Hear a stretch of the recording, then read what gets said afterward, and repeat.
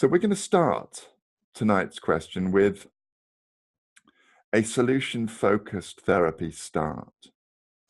So with solution-focused therapy, we use the miracle question to help people get a sense of their preferred future.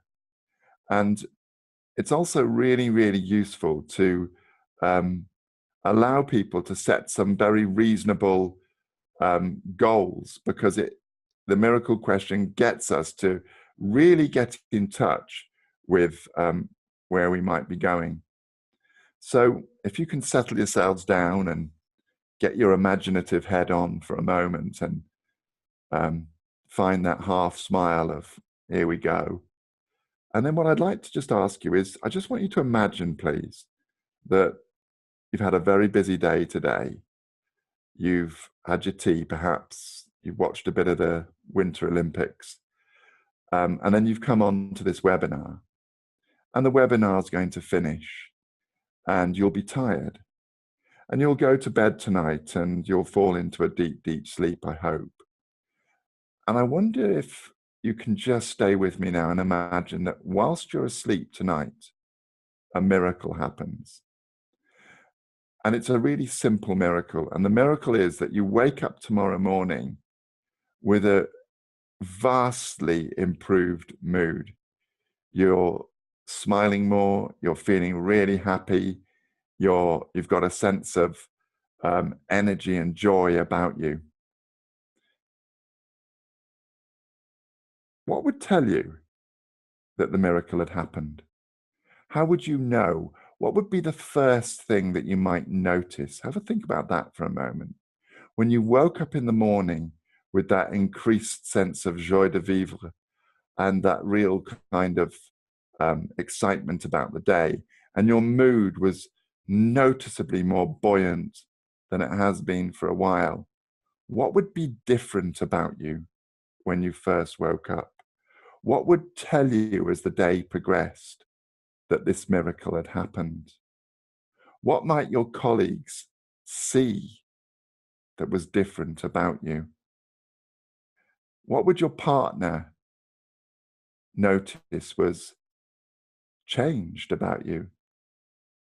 How would you know yourself that something had changed? What would you be doing more of? What would you be doing less of? How would your face look? Would you be smiling more? So let's think about this. The miracle's happened and you've woken up. And when you wake up in the morning, you are filled with this increased sense of buoyancy and kind of zest for life. Your mood is in a very, very good, positive place.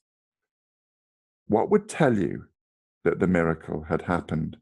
Now, if you can use your Q&A button on your screens there, and if you would be good enough just to have a think about it first, what would tell you that this miracle had happened and that overnight you woke up in the morning feeling more buoyant, happier?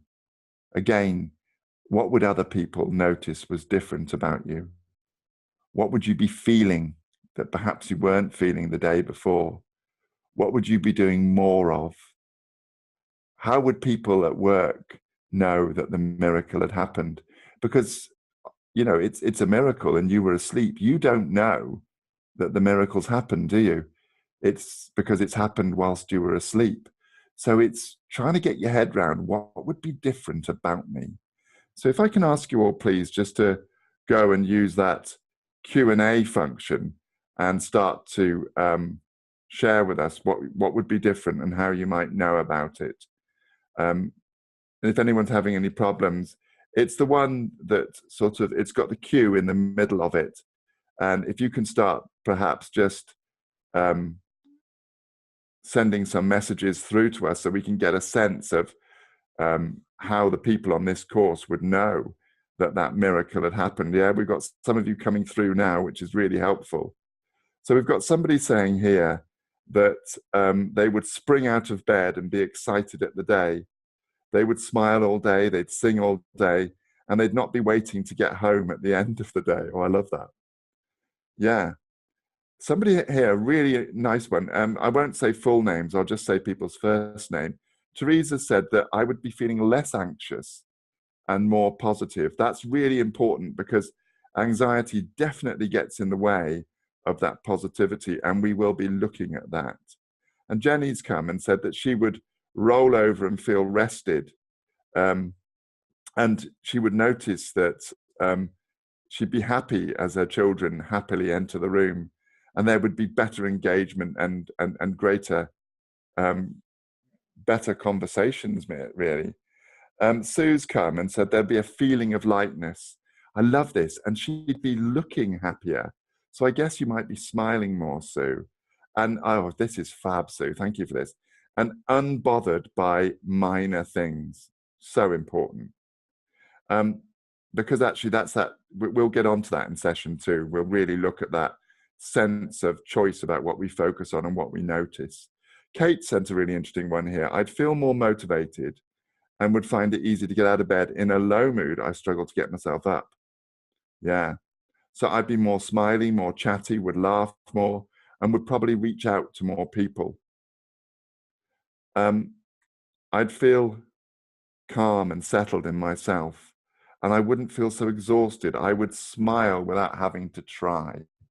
Oh, that's nice. So it would be that kind of not having to force a smile, but as our mood improves, being able to find that smile. Oh, do you know, Gwen, I love this one. And this is about reciprocity and sharing, isn't it? You would be asking others how they are, but with a real genuine interest in how they are, not just out of a sense of politeness. And Gwen, stunning stuff. And that mindfulness, what mindfulness brings is that being fascinated by what the day might hold in store.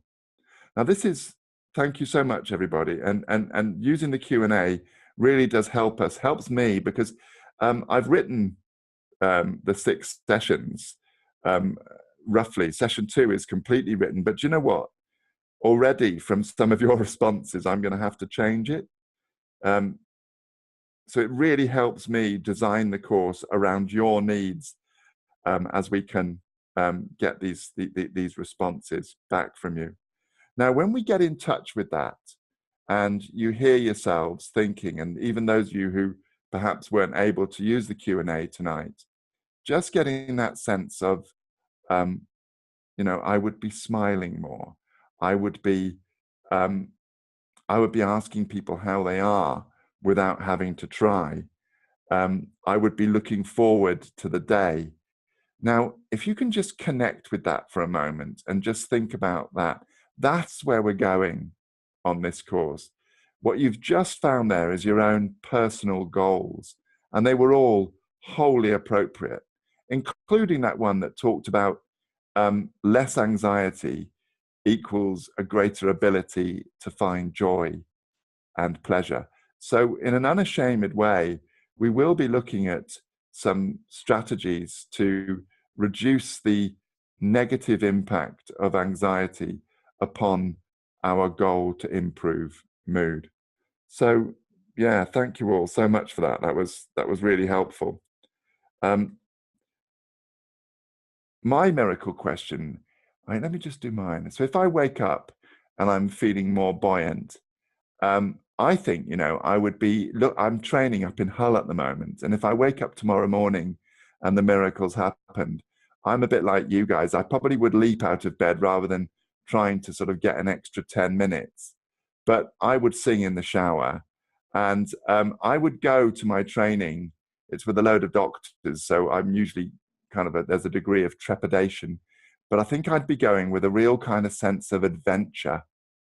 And the improved mood would bring adventure. Yeah, that's where I am with this.